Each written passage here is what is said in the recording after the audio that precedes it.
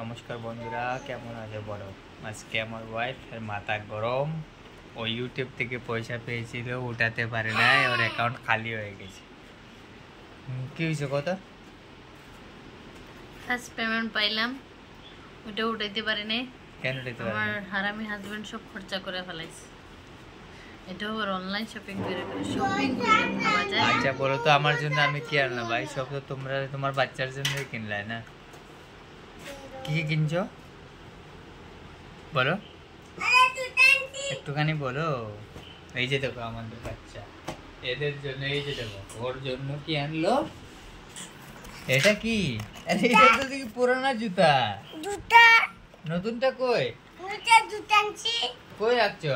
এটা জুতা বাতে জুতা আনছি। হ্যাঁ। নাতা জুতা আনছি।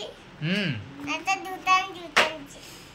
উনি দেখো মন খারাপ করে বসে আছে, ওনার সব টাকা শেষ, ইউটিউবের পেমেন্ট কোথায় গেল চিন্তা ভাবনা করছেন। ভাই বন্ধুরা, তোমরা একটু কমেন্ট করে বলো কি করা যাবে। সব পয়সা তো শেষ হয়ে গেল, তখন দুর্গাপূজার সামনে, ওনার জন্য কাপড় কিনা হয় নাই, উনি কাঁদছেন।